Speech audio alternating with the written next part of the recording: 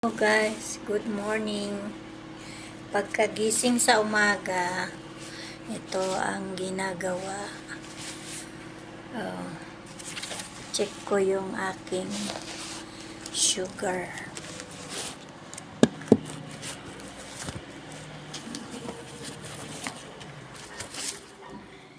Lagyan natin ng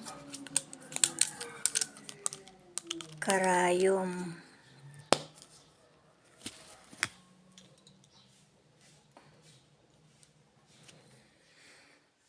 Senocare ang ginagamit ko.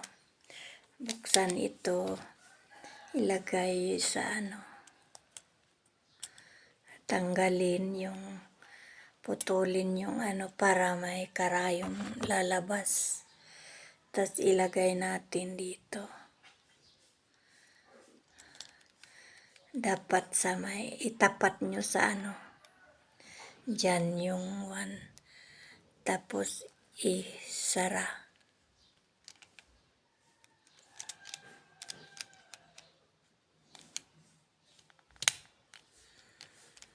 Tapos pag gagamitin, pull para maikasa yung niya.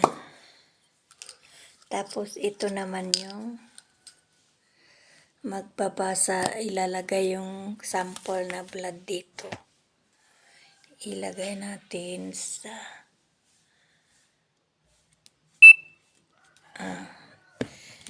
tapos Please apply the blood sample. kuha tayo ng bola. Lagyan ng alcohol. Kung saang fingers, kahit saan dyan. Ito. Dito tayo sa thumb. Yan. Tutusukin natin. Yun. May pag dumugo na, kuha tayong sample.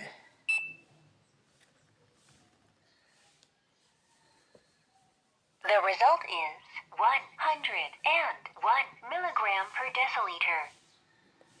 101 daw. According to 101 is normal. Kasi ito, pag sa orange, low. Pag dito sa blue, normal. Normal yung from 72 to 126 normal. Pag yung kulay na ganyan blue, 128 hanggang 150, borderline yun. Pag sa dark blue ito, high na yun, yung from 162 to 249, high. Pag nasa yellow na, sa emerging, dangerous, sabi niya, pag nasa 250 to 600, dangerous na yun. Yun ang guide natin sa pagkuha ng sugar. Pag i-dispose naman,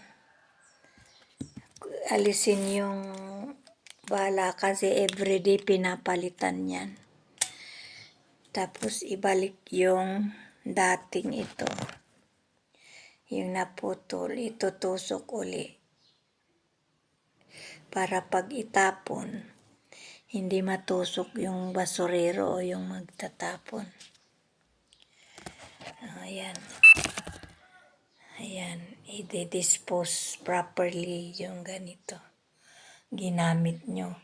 Balutin sa tissue. Tapos, ayan, tago na ulit yung inyong mga ginamit.